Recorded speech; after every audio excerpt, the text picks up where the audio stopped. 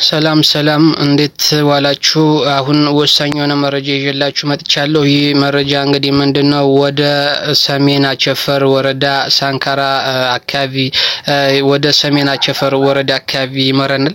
ይህ መረጃ እንግዲህ የመከላከያ የፋኖ ሰራዊት በእህነን ተቆጣጥሮት በሚኖርበት ገብቶ በሚወጣበት ሰዓት እንግዲህ አንድም አይደለም ትምህርት ቤትና ጤና ጣቢያ ሆስፒታል ቀርቶ እንግዲህ ሱቅም አይዘረፍም፣ ሱቅም በድንጋይ አይመታም ነበር። ነገር ግን አሁን ሰሜን አቸፈር ወረዳ የሚገኘው የሳንካራ ትምህርት ቤት ላይ የብልጽግና ወታደር ነንባዮች እንግዲህ በጣም ሰባብሮት ትምህርት ጥቅም እንዳይሰጥ አድርገውት እንግዲህ ወንበሮችን ሰባብረዋል፣ መጻፍቶችን ቀዳደዋል፣ አቀጥለዋል፣ መስታወቶችን አርግፈዋል፣ አጥሮችንም አፍርሰዋል ማለት ነው። ግን ሰራዊት ነው፣ በመከላከያ ሰራዊት ነው። ስለዚህ መከላከያ ሰራዊት በጣም የተያዘው ችክ ያለበት እንግዲህ የአማራ መሰረተ ልማቶችን ትምህርት ቤቶችን ጤና ጣቢያዎችና ሆስፒታሎችን ማውደም ላይ ነው። ቤተክርስቲያናትን መስጊዶችን ማፍረስ ላይ ነው እንግዲህ የተጠመደበት። ስለዚህ ይህ ነው የፋኖ ትግል ማለት ዋናው የፋኖ አላማ እንግዲህ ይህንን ማስቆም ነው። ይህንን ለዘለቄታዊ ሁኔታ ማስቆም ነው፣ በአንድነትን ማምጣት ነው። እንግዲህ ለዚህ ነው ፋኖ የሚታገለው። ስለዚህ በአለም ታሪክ እንግዲህ ትምህርት ቤትን ያወደመ የለም እስከዛሬ። እንግዲህ በአንዳንድ በስተት በወደቁ ነገር ይወደመ ሊኖር ይችላል።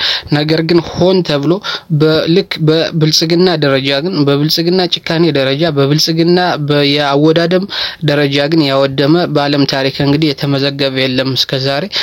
እንግዲህ የዓለም ጦርነት ሌላ ነገር ነው። ሁለተኛውና አንደኛው የዓለም ጦርነት ሌላ ነገር ነው። ከባዕድ ሀገር ጋር ሌላ ነገር ነው።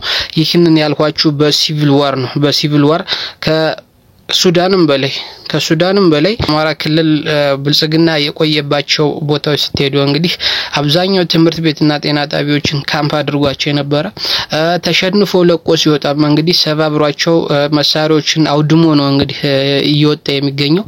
ስለዚህ ይህም በሰሜን አቸፈር ወረዳ ሳንካራ ትምህርት ቤትም የደረሰበት እንግዲህ ተመሳሳይ ነገር ነው ማለት ነው። ይህ ነገር በትግራይም ሲደረግ ነበር፣ በአፋርም ሲደረግ ነበር፣ በደቡብም አድርገውታል፣ በሲዳማም አድርገውታል። ስለዚህ አሁን ደግሞ በአማራ ክልል ያደረጉት ነው ማለት ነው። ስለዚህ እንደ መንግስት እንግዲህ ቤተክርስቲያን፣ ትምህርት ቤትን፣ ጤና ጣቢያዎችና ህፃናት የሚገኙበትን አካባቢ እንግዲህ የመጠበቅ ኃላፊነት መንግስት ነበር የነበረበት። ነገር ግን ቤተክርስቲያን ውስጥ ታንክ ምሽግ የሚሰራ መንግስት ነው። ትምህርት ቤት ውስጥ ትምህርት ቤትን እንደ ካምፕ የሚጠቀም መንግስት ነው። ተማሪዎችን እንደ ምሽግ ከፊት አድርጎ እንግዲህ የሚዋጋ መንግስት ነው።